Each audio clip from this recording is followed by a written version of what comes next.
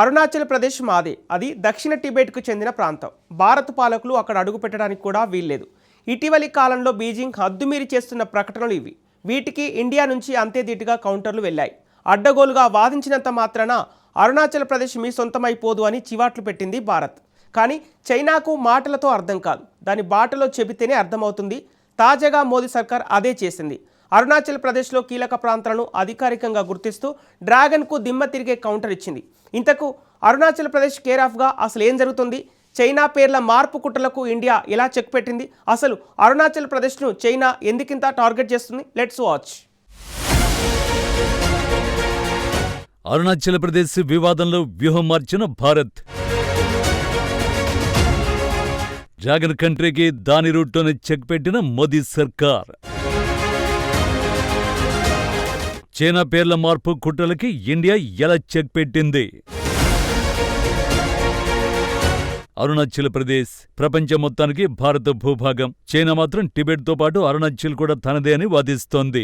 ఈ ప్రాంతం దక్షిణ టిబెట్ అని పదే పదే చెబుతోంది. మొదట్లో అరుణాచల్ ప్రదేశ్ తవంగ ఉత్తర భాగం తమదేనని చైనా చెప్పేది.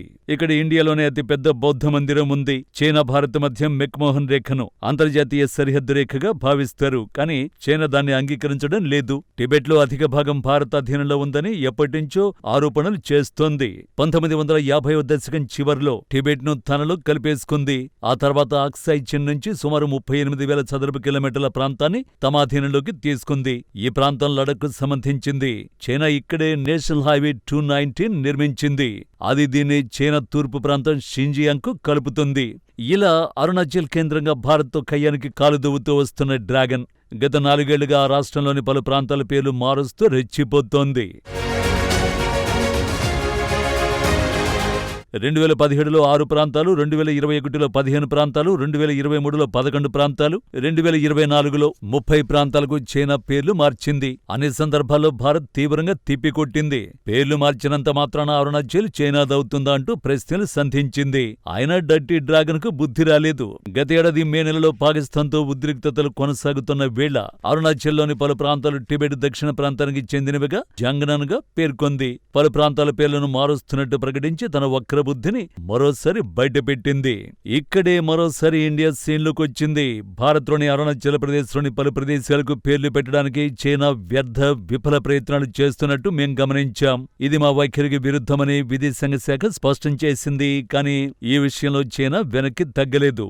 అరుణాచల్ ప్రాంతంలో పేర్ల మార్పును సమర్థించుకుంది. ఆ ప్రాంతాలు పూర్తిగా తమ సార్వభౌమాధికార పరిధిలోనివని బుకాయించింది. కానీ అరుణాచల్ ప్రదేశ్ను చైనా ఎందుకింతగా టార్గెట్ చేస్తోంది? భారత్తో యుద్ధమంటూ వస్తే అరుణాచల్ ప్రదేశ్ చైనాకు కీలకమవుతుంది. అది ఎలాగో తెలియాలంటే యుద్ధ సమయంలో భౌగోళికంగా అరుణాచల్ ప్రదేశ్ ఎందుకు కీలకమో తెలుసుకోవాలి. 1972 వరకు అరుణాచల్ ప్రదేశ్ను నార్త్ ఈస్ట్ ఫ్రంటియర్ ఏజెన్సీగా పిలిచేవారు. ఇది ఈశాన్య భారత్లో అతిపెద్ద రాష్ట్రం. టిబెట్, భూటాన్, మయన్మార్తో సరిహద్దులను కలిగి ఉంది. ఒక విధంగా భారత ఈశాన్య ప్రాంతానికి ఇది రక్షణ కవచం. అరుణాచల్ ప్రదేశ్లోని వాయవ్య ప్రాంతంలో తవాంగ్ ఉంది. ఈ జిల్లాకు భూటాన్, టిబెట్తో సరిహద్దులున్నాయి. తవాంగుపై పట్టు బిగిస్తే తనకు వ్యూహాత్మక ప్రయోజనాలు ఉంటాయని చైనా భావిస్తోంది. భారత ఈశాన్య ప్రాంతంలోకి చొరబడ్డానికి ఇది తనకు వీలు కల్పిస్తుందని అంచనా వేస్తోంది. టిబెట్, బ్రహ్మపుత్ర లోయ మధ్య ఉన్న కారిడార్లో తవాంగ్ భౌగోళికంగా చాలా కీలక ప్రదేశంలో ఉంది. అందుకే తవాంగ్ను ఆక్రమించాలని డ్రాగన్ చాలా ఏళ్లుగా కుట్రలు చేస్తోంది. మరోవైపు రక్షణ పరంగా అరుణాచల్ ప్రదేశ్ చైనాకు అవసరం. ఇది డ్రాగన్ వైమానిక దాడులను తిప్పికొట్టడానికి బహుళ అంచెల గగనతల రక్షణ వ్యవస్థ మోహరింపులకు అరుణాచల్ అనుకూలంగా ఉంటుంది. భారత్కు ఈ ప్రయోజనాలు దక్కకుండా చూడాలంటే అరుణాచల్ ప్రదేశ్ను చేజిక్కించుకోవడం ఒక్కటే ఆప్షన్. మరోవైపు అరుణాచల్ను కబళేస్తే భూటాన్కు ఇరువైపులా తన దేశ సరిహద్దులుంటాయని చైనా భావిస్తోంది. అప్పుడు టిబెట్ను ఆక్రమించుకున్నట్టు భూటాన్ కూడా ఆక్రమించుకునే వీలుంటుంది. ఇప్పటికే భూటాన్లోని పశ్చిమ ప్రాంతంలో వ్యూహాత్మక ప్రదేశాలను అనుసంధానించడానికి చైనా రోడ్డు నిర్మిస్తోంది. ఆ రోడ్డు రోడ్లను డోక్లాం నుంచి గమోజిన్ వరకు విస్తరించాలని భావిస్తోంది. ఆ ప్రాంతం ఇండియన్ ఆర్మీ రక్షణలో ఉంది. దీనివల్ల అంతిమంగా కీలకమైన సిలిగురి కారిడార్కు చైనా చేరువవుతుంది. అది ఇండియా భూటాన్కు భద్రతా పరంగా ముప్పు కలిగిస్తుంది. ఇలా అరుణాచల్పై కుట్రలు చేయడానికి చైనాకు చాలానే రీజన్లున్నాయి. కానీ ఈ కుట్రలు ఎప్పటికీ వర్కౌట్ కావు. ఎందుకంటే అరుణాచల్ ప్రదేశ్ భారత్ సొంతం. తాజాగా అదే సందేశాన్ని బీజింగ్కు పంపించింది ఇండియా.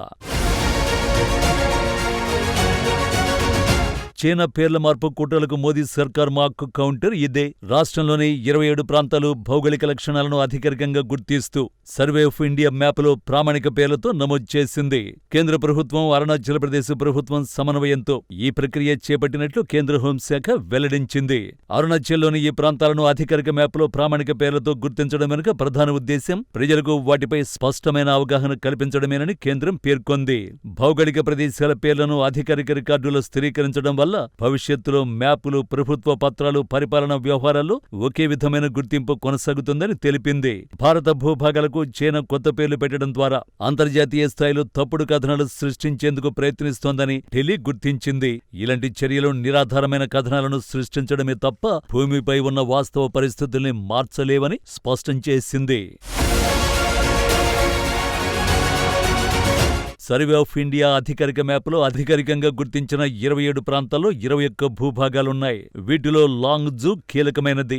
వాస్తవ అధీనరేఖ సమీపంలో ఉన్న ఈ ప్రాంతం 1959లో భారత్ చైనా మధ్య ఉద్రిక్తతలకు కేంద్రంగా నిలిచింది. ఆ సమయంలో చైనా బలగాలు ఈ ప్రాంతంలోకి ప్రవేశించడంతో సరిహద్దు వివాదం మరింత తీవ్ర రూపం దాల్చింది.